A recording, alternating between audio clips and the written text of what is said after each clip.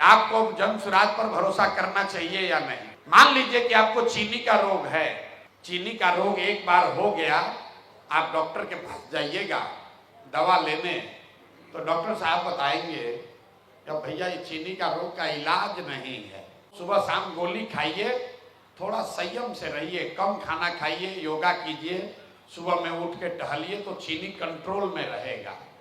आप घर आ जाइएगा मायूस होकर, कब तो भैया चीनी का रोग हो गया है, कोई उपाय नहीं है। फिर अचानक से कोई मित्र आकर बताया कि दिल्ली में एक नए डॉक्टर आए हैं, वो बता रहे हैं, उनके लोग बता रहे हैं उनके पास चीनी के रोग का इलाज है। आप जाइएगा दिल्ली टिकट उकट लेकर, डॉक्टर साहब से पूछा आपने कि सर सुने हैं कि आपके पास चीनी के रोग का इलाज है, ये हो सकता है क्या? डॉक्टर ने आपको बताया हाँ हो तो सकता है, एक नई दवा आई है, इसको खाने से चीनी का रोग ठीक हो जाएगा, लेकिन गारंटी नहीं है। 50% संभावना है, ठीक हो भी सकता है, ठीक नहीं भी हो सकता है। आप अगर बहुत जागरूक हैं तो आप क्या सवाल कीजिएगा कि सर 50% संभावना है, कोई नुकसान तो नहीं ना है, दवा खाने से कोई नुकसान हो सकता है?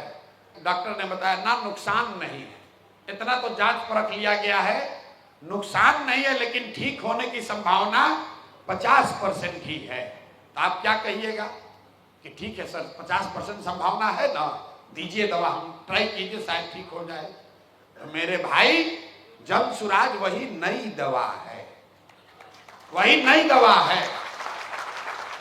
इससे सुधार हो भी सकता है और सुधार नहीं भी हो सकता है, लेकिन जिसको पहले से वोट देते आए हैं वो एक्सपायर दवा है। राजद, जदयू, भाजपा, कांग्रेस, जिसको आपने जांच लिया, परख लिया, 10 बरस से खा रहे हैं, जान गए कि इससे बढ़िया नहीं होगा, तब आप तय कर लीजिए मुजफ्फरपुर के होशियार लोग कि आपको एक्सपायर दवा ही खाते रहना है कि नई दवा को ट्राई करना है।